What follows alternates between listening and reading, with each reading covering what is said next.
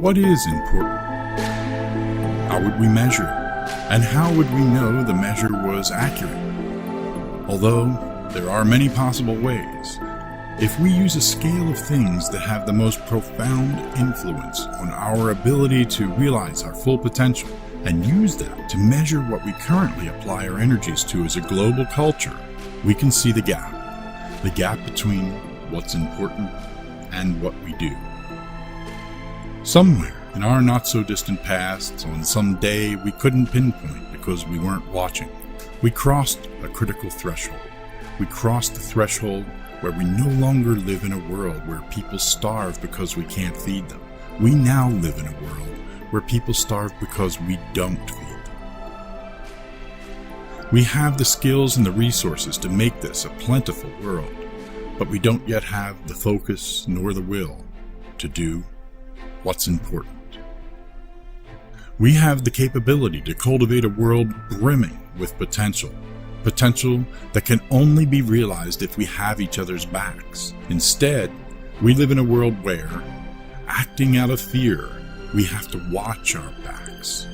A world where we have to defend ourselves from ourselves.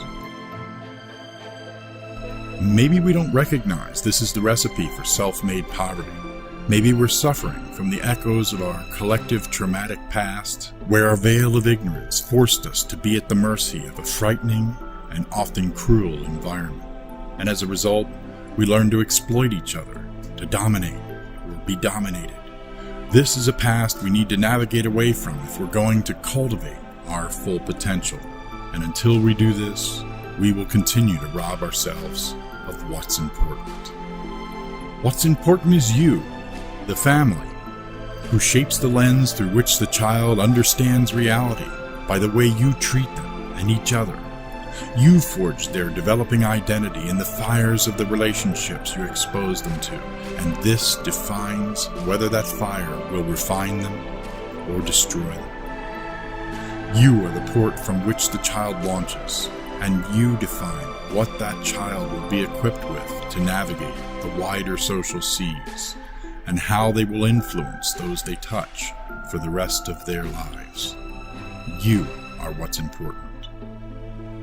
What's important is you, the teachers, who have the wheel that steers the future as you pass the torch of knowledge to the next generations. You're not merely an installer of facts, but a primary cultivator of the tools that will determine whether we will capably face the challenges that lie before us or sink under their weight. You have a powerful hand on the rudder that steers this earthen ship of ours through sometimes troubled waters. Together with the family, you set the tone for the direction we will travel. You are what's important. What's important is you, the friend, who doesn't have to be asked, but actively seeks to offer your best. Your behavioral vocabulary doesn't include apathy. You willingly act on behalf of your friends, ready to deliver a comforting word, a helping hand, or a stinging challenge depending on the need. Your purpose remains constant, to serve one another. You have a powerful hand in the stability of this ship in which we all ride, and your aid through the storms and your companionship in fair weather makes this journey we're all on worthwhile. You are what's important. What's important is you, the stranger, who may not be familiar with those and other ships that pass by, but know that they are full of kindred kinds. You, who understand that it takes all of us communicating through actions big and small, that we're in this together, that we share the same waters, and that sharing what we have of value with each other is the reason for the abundance that any of us have. You are the one that opens the door without being asked. You don't hesitate to act to strengthen the larger community of life on which we all depend for breath, because you know you're a part of that same body. You are what's important.